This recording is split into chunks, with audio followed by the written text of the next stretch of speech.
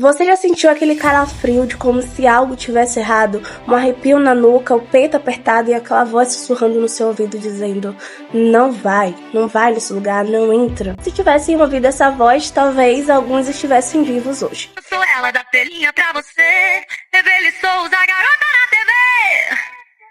Eu tô tendo uma sensação de déjà vu, só que é de uma coisa que ainda não aconteceu. Em 2006, Premonição 3 não só traumatizou uma geração inteira, mas fez sentir medo de uma montanha-russa. Hoje a gente vai revisitar o filme que fez você encarar a montanha-russa como um teste de vida ou morte. Segura firme, o destino acaba de traçar a rota. A cena se arma como um clichê de filme adolescente. Luzes, risadas, a turma de formando celebrando. Clima leve até que a morte resolve entrar na fila. No centro dessa festa condenada está Wendy, a nossa fotógrafa. Mas esse dia ela não está celebrando.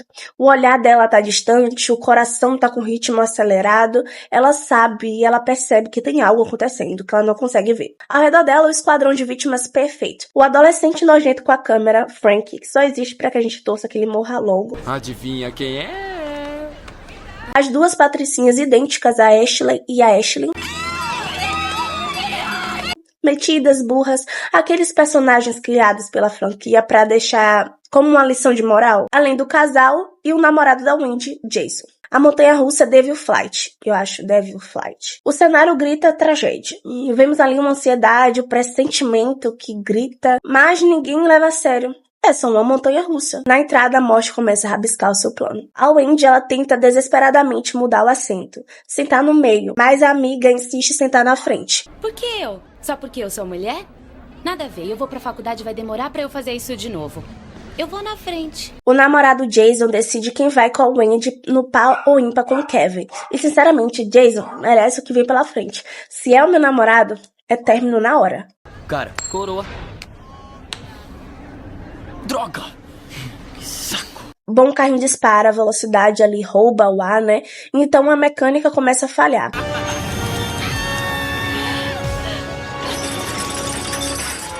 Um parafuso solta, um estalo, o caos é instantâneo. A câmera do Frank, o pervertido que estava tentando filmar as patricinhas, contribui para o descontrole. A tragédia não dura mais do que alguns segundos.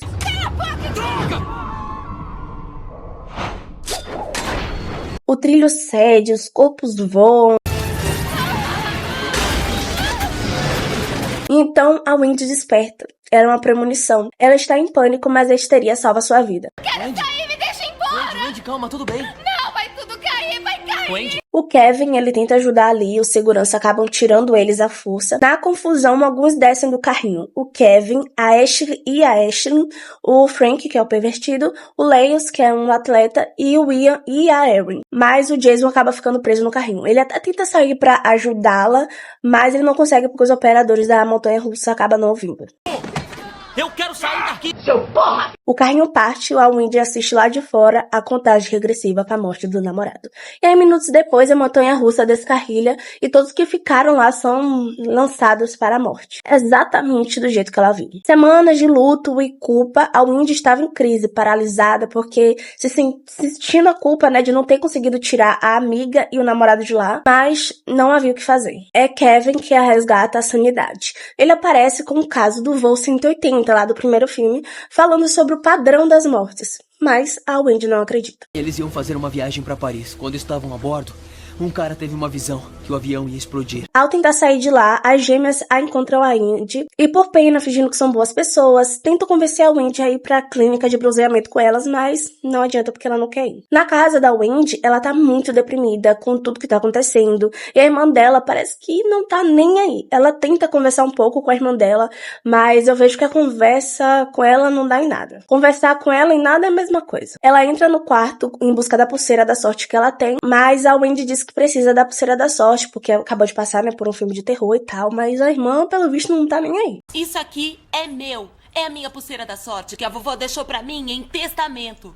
A Ashley e a Ashlyn são as primeiras. Risadas, música alta, o palco da vaidade adolescente, um desastre em música lenta, uma tábua cai, travando as câmeras de bronzeamento, o dono estava distraído no telefone e acaba ficando trancado do lado de fora, e as meninas acabam sendo queimadas, né, já sabem. Muitos perguntam por que elas não empurraram a tábua. Simples, música alta, os tapa-olhos que derreteram, elas não viam e não ouviam absolutamente nada, apenas o desespero. Imagina você ali desesperada, não sei o que pensa naquele momento e nem quero pensar.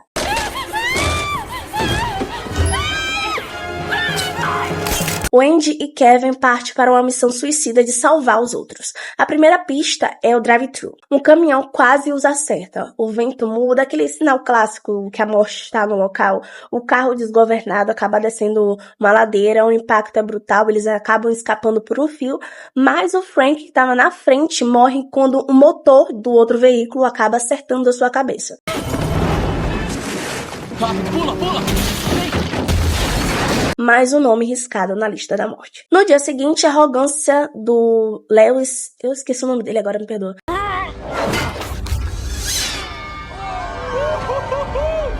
Pra mim, a morte dele era muito mais fácil de ser explicada, de tentar convencê-lo de que realmente iria acontecer.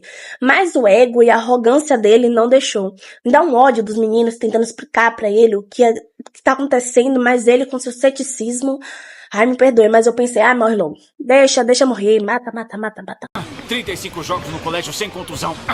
Fui eleito o melhor jogador. Segunda divisão. Ganhei. Ele tá ali na academia levantando os pesos, zombando da morte, mas a morte não aceita o desafio, a gente já passou por 2 filmes pra saber, né? O cabo de aço acaba se soltando, 2 pesos colossais descem, a cabeça do Lewis é esmagada. Dane-se a morte, eu ganhei, eu sei como se faz, eu sempre ganho! E aí eles vão pro depósito pra tentar avisar a Ian e o Harry. O local é basicamente uma armadilha em potencial. Ganchos, tábuas, pregos. O Ian quase ia ser empalado, mas a Wendy acaba salvando ele. Por um breve e ingênuo momento, parece que eles venceram, mas a morte só errou o alvo para ganhar um impulso. A Erin é atingida por uma pistola de prego e desvive ali no ato, né? Eles ali são levados para a polícia, já que é o segundo caso que eles estão ali depois de uma morte, né? De volta às fotos, que é quando eles vão descobrir como é que cada um ali vai de rasta pra cima. Porque as últimas mortes aparecem nas fotos que a Wendy tirou lá no parque. O flash no seu rosto está fora de foco e clara como... Fogos de artifício. E aí, olhando as fotos, avulso, eu não consigo entender exatamente como cada um morreria. Mas é algo que a gente tem que abraçar no filme, né?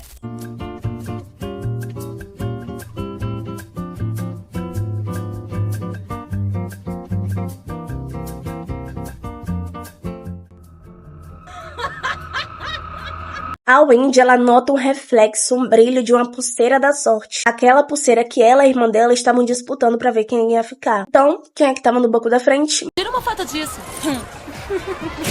A lista ainda não acabou. A Julie, a irmã da Wendy, e sua irmã Perry também estavam lá no brinquedo naquele momento. E aí eles correm pra uma festa onde Julie é quase empalada.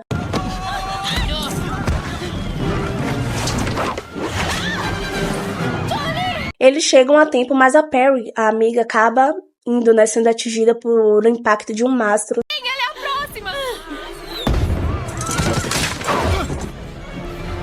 E aí um cilindro acaba explodindo. Wendy salva o Kevin. E aí o Ian, transtornado, ele aparece e ele culpa a Wendy pela morte da namorada, a Erin. Bom, minutos antes ela tava olhando as fotos e ela percebeu que o Ian ia ser um dos responsáveis pela morte dela. E no momento da conversa, ele percebe que ela tá querendo que ele fique afastado, que ela tá com medo dele. Então ele começa a dar risada como se fosse um lunático, assim, ameaçando a fazer alguma coisa. Eu vou causar a sua morte? Como você causou a da Ellie? Mas os fogos de artifício acabam se descontrolando e um deles acerta um poste e esse poste desaba em uma câmera lenta, esmagando o Ian. Você vai! A Wendy ali, ela acredita que acabou com o ciclo. 5 meses depois, porque a morte aparentemente ela gosta de dar um tempo, né, pra todo mundo achar que realmente se salvou e ela ir lá e Taylor. Aí, passados esses 5 meses, a Wendy, a Laura e o Cian estão no metrô. Aquele pressentimento volta e a Wendy decide descer do trem. Mas aí ela vê a Julia, sua irmã, entrando no vagão. E aí ela decide continuar. Mas aí ela vê, depois de um tempo, o Kevin sentado no fundo. E ela pergunta, o que você tá fazendo aqui? E ela começa aquele sentimento de novo, né? Porque tá todo mundo ali junto, no mesmo lugar, como se tudo fosse armado pra um desastre acontecer. O som metálico volta, o trem sacode, gritos, caos, os vagões descarrilham, a escuridão total. Mas a Wendy consegue sobreviver. Ela se levanta ferida, e aí então o segundo trem surge e aí ela se vai também. Mas silêncio! Foi também uma nova premonição do futuro. Eles tentam desesperadamente parar o trem, mas a tela escurece e o filme acaba. O filme termina sem vitória, sem salvação, porque em Premonição a morte não precisa correr. Ela tem toda a eternidade para esperar. Premonição 3 nos lembra que ninguém escapa do inevitável. Mas calma aí, nossa maratona Premonição está só começando. Eu sou Evelyn Souza e te espero na sua próxima sessão. Eu sou ela da telinha pra você. Evelyn Souza, garota na TV.